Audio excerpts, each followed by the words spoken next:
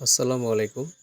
অষ্টম শ্রেণীর স্বাস্থ্য ও সুরক্ষা ষান্মাসিক সামষ্টিক মূল্যায়নের আমরা প্রশ্ন হাতে পেয়েছি। এখানে সর্বপ্রথম বলেছে, তোমরা অষ্টম শ্রেণীর সবাই মিলে বনভোজনে যাবে। বিদ্যালয়ের কয়েকজন শিক্ষক তোমাদের সাথে থাকবেন, কিন্তু আয়োজনের সব দায়িত্ব তোমরা নেবে বলে ঠিক করেছ। তোমরা শিক্ষক বৃন্দদের সাথে মিটিং করে আয়োজনে কী কী বিষয়ে প্রস্তুতি নিতে হবে তার একটা তালিকা করে নিয়েছ এবং খেলাধুলা ও বিনোদনের আয়োজন করা হয়েছে। এছাড়া সার্বিক দায়িত্ব পড়েছে তোমাদের কয়েকজনের উপর। তোমরা পুরো আয়োজনের নাম দিয়েছ আনন্দধারা। আনন্দধারা আয়োজনকে দায়িত্ব নিয়ে এগিয়ে নিয়ে যেতে হলে তোমাকে কিছু পরিস্থিতির মধ্য দিয়ে। এখানে আমরা তোমাদেরকে সম্পূর্ণ প্রশ্ন বলছি না, এখানে একক কাজ একে বলছে।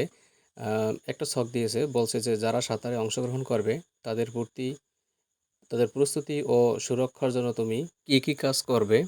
এক, আমরা যা কাজ করব সেটা বলতেছি। এক, যারা সাঁতারে অংশগ্রহণ করবে তাদের থেকে আমি এটি জেনে নিব তারা সাঁতার জানে কি না। দুই, তাদেরকে অবশ্যই লাইফ সাপোর্ট সুইমিং জ্যাকেট পরে নিতে বলবো। তুমি যে কাজগুলো করার সিদ্ধান্ত নিলে তার কারণ কি?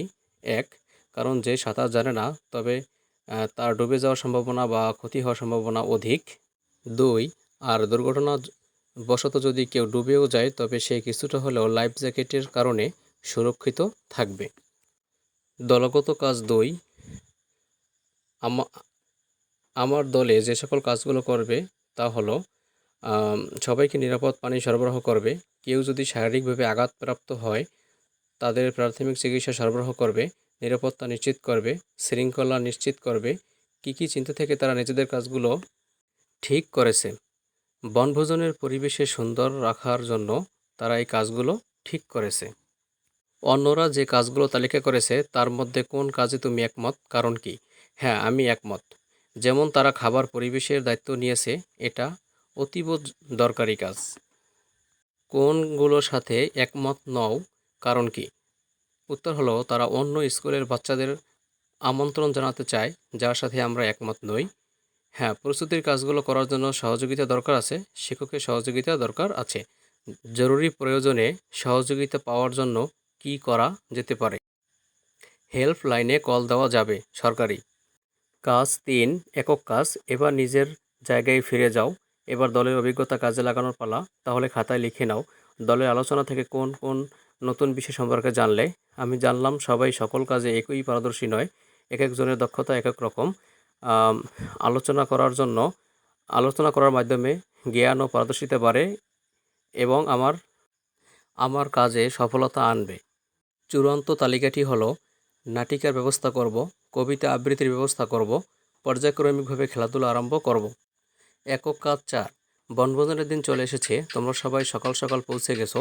রান্নার জন্য দক্ষ রাঁধুনি কাজ করছে। একজন সকালে খেয়ে আসতে পারেনি বলে কেক খাচ্ছে।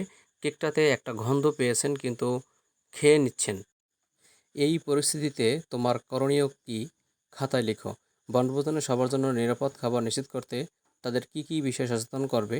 কেন তুমি এই বিষয়গুলো সম্পর্কে তাদেরকে সচেতন করতে চাও? এগুলোর উত্তর হলো, স্বাস্থ্যবিধি ও নিরাপদ খাবারের গুরুত্ব সম্পর্কে আলোচনা করে রাঁধুনিদের জানাতে হবে। কিভাবে খাবার নিরাপদ ও মানসম্মত থাকে তাদের জানাতে হবে, তাহলে নিরাপদ খাবার নিশ্চিত হবে। আমি যদি এই বিষয়গুলো সম্পর্কে তাদেরকে সচেতনতা না করি তাহলে আমরা সকলেই স্বাস্থ্য ঝুঁকির সম্মুখীন হব। সবাই যাতে পেটে অসুখ থেকে মুক্ত থাকে তাই তাদের এই বিষয়ে জানাবো, সচেতনতা ও সুরক্ষা বাড়ায়। আজকে এই পর্যন্তই।